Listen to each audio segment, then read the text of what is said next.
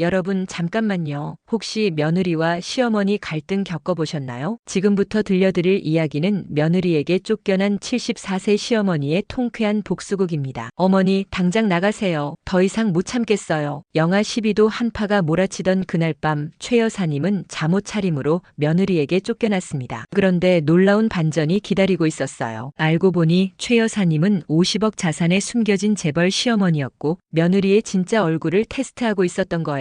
이제 너의 진짜 모습을 봤다. 복수가 시작된다. 도대체 무슨 일이 있었던 걸까요? 그리고 최 여사님의 복수는 어떻게 전개됐을까요? 이 영상을 끝까지 보시면 시어머니와 며느리 관계에 대해 다시 한번 생각해 보게 될 거예요. 그리고 주변에도 꼭 알려주세요. 가족의 소중함이 얼마나 중요한지 말이에요. 구독과 좋아요, 알림 설정까지 해두시면 이런 감동적이고 교훈적인 이야기를 놓치지 않고 받으실 수 있습니다. 안녕하세요. 시니어들의 이야기를 전하는 막장 인생극장입니다. 지금부터 정말 소름 끼치는 복수 이야기를 들려드리겠습니다. 안녕하세요. 저는 서울 강남에서 30년째 부동산 사업을 해온 74세 최순자라고 합니다. 여러분께 제가 왜 며느리를 상대로 이런 극단적인 테스트를 했는지 말씀드리겠습니다. 사실 저는 여러분들이 생각하시는 것과는 전혀 다른 사람입니다. 겉으로는 평범한 시어머니로 살아왔지만 실제로는 50억 원의 숨겨진 자산을 가진 사람이에요. 제가 왜 이런 연기를 했는지부터 말씀드릴게요. 3년 전 남편을 먼저 보내고 혼자가 된 저는 며느리 김미정의 진짜 모습이 궁금해졌어요. 과연 이 여자가 저를 진심으로 모시는지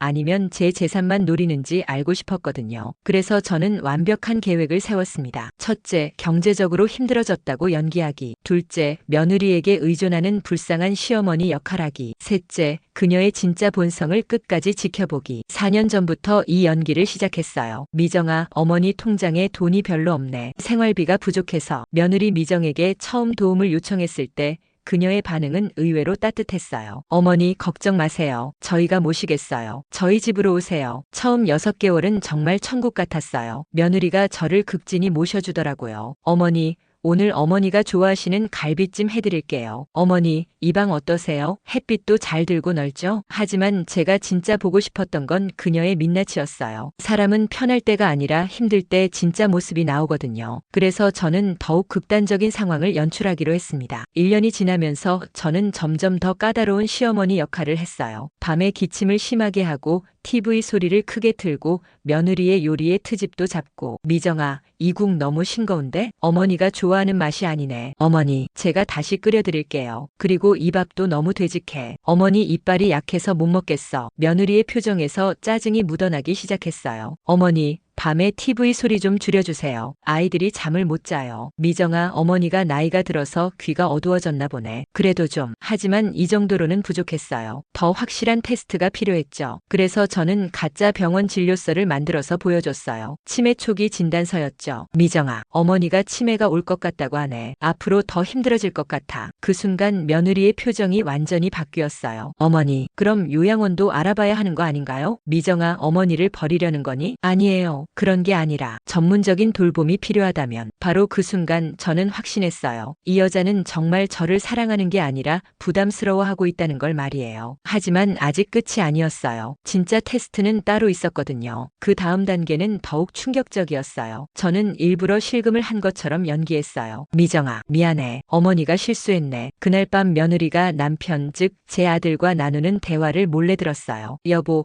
이제 정말 한계야. 어머니를 더 이상 모실 수 없어. 그래도 우리 엄마인데. 당신은 회사 나가서 모르잖아. 나는 하루 종일 어머니 눈치 보면서 살아야 해. 미정아, 정말 요양원 알아보자. 나도 내 인생 있어. 아들도 결국 며느리 편을 들더라고요. 알겠어. 알아보자. 저는 그 모든 대화를 녹음하고 있었어요. 나중에 써먹을 증거 자료로 말이에요. 드디어 그날이 왔어요. 영하 12도의 혹독한 추위가 몰아치던 1월의 어느 밤이었죠. 저는 일부러 며느리 집에서 큰 소동을 벌였어요. 밤 11시에 갑자기 냉장고를 뒤지면서 큰 소리를 내고 거실에서 헤매는 척하고 심지어 화장실에서 큰 소리로 혼잣말까지. 어머니, 도대체 뭐 하시는 거예요? 며느리가 잠옷 차림으로 뛰어나왔어요. 미정아, 어머니가 뭔가 찾고 있었는데 뭘 찾으려고 했는지 기억이 안 나네. 어머니, 지금 밤 11시예요. 아이들 다 깼잖아요. 그 순간을 기다렸어요. 어머니, 이제 정말 못 참겠어요. 미정아, 당장 나가세요. 더 이상 저희 집에 계실 수 없어요. 아들도 나와서 아내 편을 들었어요. 엄마, 미정이 말이 맞아요. 요양원을 알아봐야겠어요. 진우야, 너 맞아. 엄마, 이해해주세요. 저희도 한계예요. 완벽했어요. 제가 원했던 바로 그 반응이었거든요. 그럼 어머니가 어디로 가란 말이니? 그건 엄마가 알아서 하세요. 진우야, 어머니가 너를 키우느라 얼마나 고생했는데. 엄마, 그런 식으로 말하지 마세요. 저희도 충분히 모셨어요. 저는 잠옷 차림으로 집 밖으로 나갔어요. 물론 미리 준비한 두꺼운 패딩을 차에 숨겨뒀지만요. 문이 쾅 닫히는 소리와 함께 칼바람이 얼굴을 때렸어요. 이제 시작이다. 저는 차에서 패딩을 꺼내 입고 미리 예약해둔 호텔로 향했어요. 그리고 그날 밤부터 본격적인 복수 계획을 실행에 옮기기 시작했어요. 호텔에서 하룻밤을 보내고 일어난 저는 즉시 변호사 사무실로 향했어요. 30년 지기 친구이자 법무법인 대표인 박명숙 변호사를 만나기 위해서였죠. 순자야, 정말 그 계획을 실행할 거야? 그래.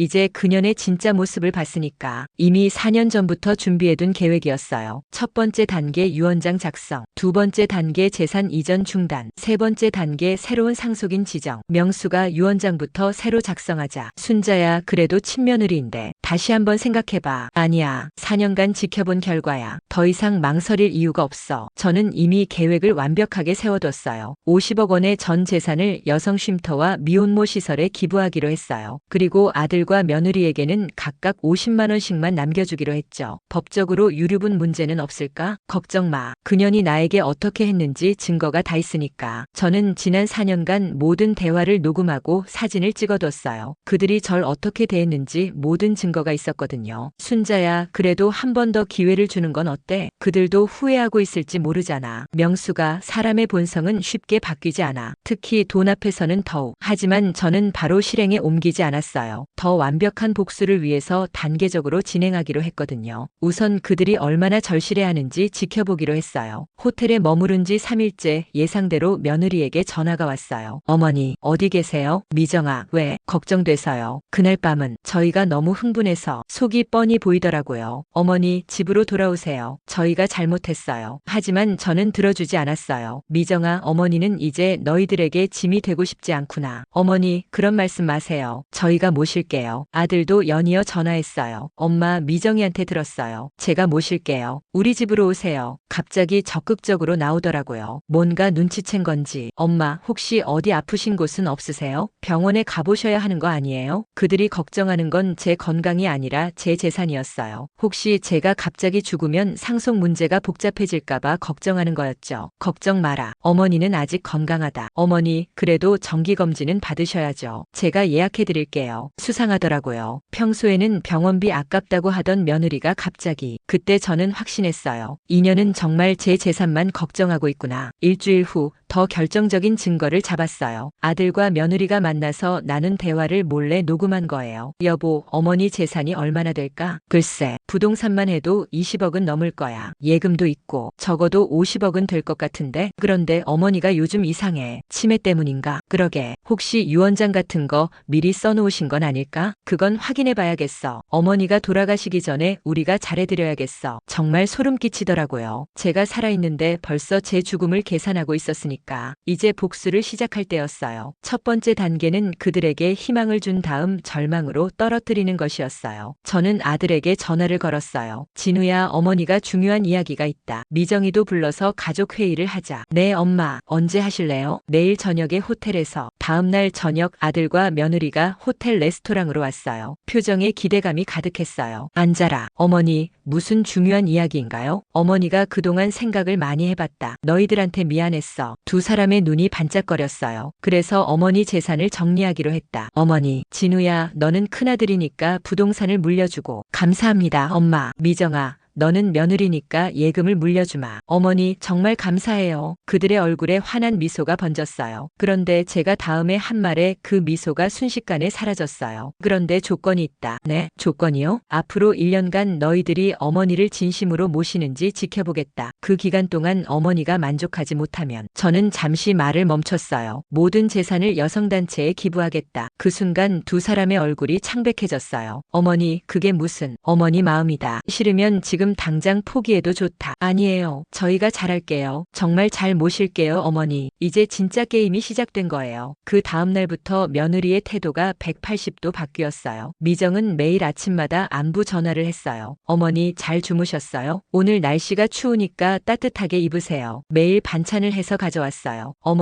어머니가 좋아하시는 미역국 끓여왔어요. 아들도 마찬가지였어요. 엄마, 오늘 컨디션 어떠세요? 불편한 곳 있으면 말씀하세요. 하지만 저는 그들의 진심이 아니라는 걸 알고 있었어요. 어느 날 저는 일부러 까다로운 요구를 해봤어요. 미정아, 어머니가 새벽 4시에 절에 가서 기도하고 싶은데 같이 가줄 수 있니? 네, 어머니. 제가 매일 모시고 갈게요. 진우야, 어머니가 밤에 잠이 안 와서 말벗이 필요한데. 엄마, 제가 밤에 와서 계속 이야기 상대해 드릴게요. 정말 극성맞게 굴더라고요. 하지만 한 달쯤 지나니까 조금씩 본성이 나오기 시작했어요. 어머니, 매일 새벽에 나오는 게 좀 힘들어요. 제가 아이들도 돌봐야 하고. 엄마, 밤에 매일 와드리기가 회사 일도 있고. 저는 그런 모습을 다 지켜보고 있었어요. 2개월째가 되자 아예 대놓고 짜증을 내기 시작했어요. 어머니, 요구사항이 너무 많으신 거 아니에요? 엄마, 저희도 한계가 있어요. 바로 그때였어요. 저는 두 번째 단계를 실행에 옮겼어요. 가짜 병원 진단서를 또 만들었어요. 이번에는 말기암 진단서였죠. 얘들아, 어머니가 큰 병에 걸렸나 보다. 두 사람의 반응은 예상했던 대로였어요. 어머니, 큰일 났네요. 하지만 그들이 걱정하는 건 제 건강이 아니었어요. 어머니, 치료비가 얼마나 들까요? 수술비는 얼마나 하나요? 투병 기간이 얼마나 될까요? 결국 돈 걱정이더라고요. 3개월째 되던 어느 날 저는 드디어 모든 진실을 폭로하기로 결심했어요. 아들과 며느리를 다시 호텔로 불러서 가족회의를 열었어요. 진우야, 미정아, 앉아라. 네, 어머니. 어머니가 그동안 너희들을 테스트했다. 네, 테스트요? 4년 전부터 지금까지 모든 게 어머니 계획이었어. 두 사람의 얼굴이 혼란스러워졌어요. 경제적으로 어렵다고 한 것도 거짓말, 치매 진단서도 가짜, 암 진단서도 가짜였다. 어머니, 그게 무슨 말씀이세요? 저는 가방에서 녹음기를 꺼냈어요. 그리고 너희들이 지난 4년간 한 말들을 모두 녹음해뒀다. 녹음기에서 그들의 목소리가 흘러나왔어요. 이제 정말 한계야. 어머니를 더 이상 모실 수 없어. 요양원을 알아보자. 어머니가 돌아가시기 전에 우리가 잘해드려야겠어. 어머니 재산이 얼마나 될까? 녹음을 들으면서 두 사람의 얼굴이 창백해졌어요. 어머니, 저희가 이제 그만해라. 너희들의 진짜 모습을 다 봤다. 저는 테이블 위에 서류 뭉치를 올려놨어요. 이건 새로 작성한 유언장이다.